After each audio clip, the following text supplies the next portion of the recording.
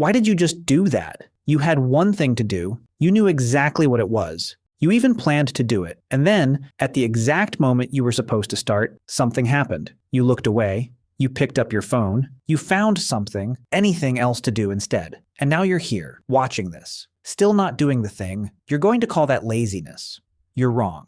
What just happened inside your brain is not laziness. It is not weakness. It is not a character flaw you were born with. It is a protection mechanism, and the thing it is protecting you from doesn't even exist. Here is what science actually found. In 2011, neuroscientist Hal Hershfield ran a study at New York University that changed how researchers think about procrastination forever. He put people inside brain scanners and asked them to think about themselves. Then he asked them to think about a stranger. Then he asked them to think about their future self, the person they would be in 10 years. The results were disturbing. When people thought about their current self, a specific region of the brain activated, the medial prefrontal cortex, the area associated with self-identity, personal relevance, and emotional connection. When people thought about a stranger, a completely different pattern appeared: detached, clinical, no emotional ownership. When people thought about their future self, the brain lit up in the exact same pattern as the stranger. Not similar, identical. Your brain does not recognize the person you will be tomorrow as you. It treats them as someone else entirely, a stranger you have never met and feel no particular responsibility toward. Think about what that means for every deadline you have ever missed.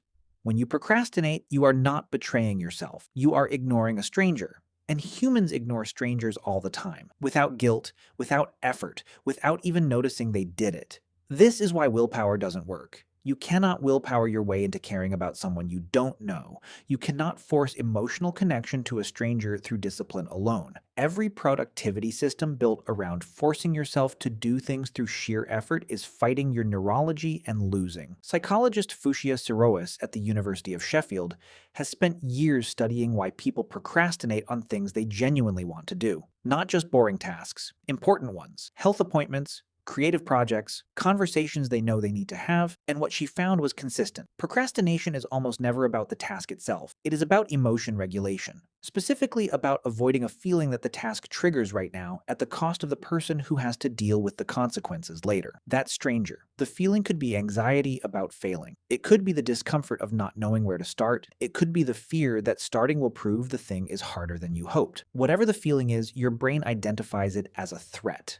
And then it does what brains do with threats. It avoids them immediately, efficiently, without asking your permission. And because the consequences land on a stranger, not on you right now, the trade feels completely reasonable. Let the stranger deal with it. You have a phone to check. This is also why guilt makes procrastination worse, not better. Every time you feel guilty for procrastinating, your brain adds negative emotion to the task itself. Now the task doesn't just trigger anxiety about failing, it triggers shame about avoiding it. The pile of bad feelings attached to the task grows larger. Avoidance becomes even more appealing. The stranger gets further away. So what actually works? Hershfield's own follow-up research found something remarkable. When people were shown vivid, aged photographs of their future selves, digitally aged, to show what they would look like in decades, their brain's response shifted. The future self stopped activating the stranger pattern. It started activating the self pattern. And in behavioral tests afterward, those people made measurably different choices. They saved more money. They were more likely to act on long-term goals. The future self became real enough to care about. You don't need a brain scanner or an aged photograph. You need to make the stranger feel like you. Write a letter to your future self about what the undone task will cost them. Not you, them.